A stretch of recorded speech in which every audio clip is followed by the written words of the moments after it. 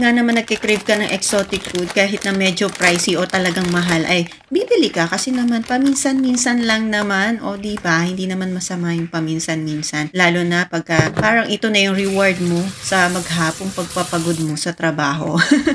Meron tayo ditong kokak. Ayan, frog legs. At hinugasan ko lang to. Makikita nyo, wala na dyan yung ulo at katawan. Ganyan na yung nabibili dito. So, ang gagawin lang natin dyan ay huhugasan lang natin at lilinisan lang natin yan.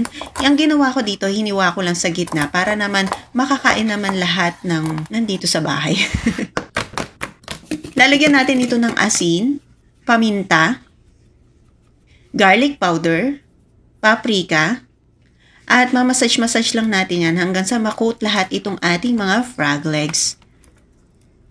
Marinate lang natin for 15 minutes at habang minamarinate natin yon ay magdidiktik tayo dito ng bawang. So dito sa bawang, gusto ko talaga dito ay yung hindi pa nababalatan or sinasama rin yung balat sa pagluto. Hiwain na rin natin itong ating mga luya. Maghiwa na rin tayo ng ating sibuyas. As usual, kalahati lang ang ating gagamitin para mas tipid. Magsalang na tayo ng ating kawali, lagyan na natin ito ng mantika, ilagay na natin itong ating luya at sibuyas. Ginisa-gisa ko lang yan, tapos itong ating bawang. Hinuli ko lang itong bawang natin dahil ito ay nauunang masunog dito sa kawali ko Maglagay din tayo dito ng dahon ng laurel, sili. Hindi ko na hiniwa-hiwa yung sili para gusto ko lang yung konti-konti lang lumalabas or pwede mo siyang kainin at pigain or durugin kapag kinakain mo. Ayan, ilagay na natin itong ating mga frog legs.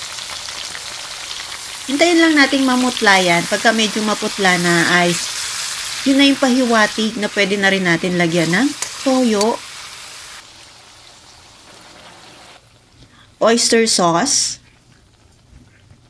etong asukal. Hindi na ako naglagay ng asin dito dahil maalat na yung toyo at yung ating oyster sauce. Bali, ang ilalagay ko na lang dito ay ang paminta. Lagyan na rin natin ito ng tubig para pampabalance ng ating alat. Kailangan talagang mapakuluan tong ating mga frogs para naman lumambot. Takpan natin yan at pakuluan hanggang sa maging malambot na. Mas gusto ko talaga yung nanunuyo-nuyo itong ating sabaw. Pagka ganito na, ay lalagyan na natin ng konting suka. Ayan. At syempre, adobo to, hindi nawawala itong ating itlog. Pag nga talaga Pinoy, mahilig sa adobo na nilalagyan nila natin ng itlog. Ayan, nakakatakam na. Talagang makakarami ka dito ng kanin. Pagka ganito ang ulam mo, pwede nang iserve yan.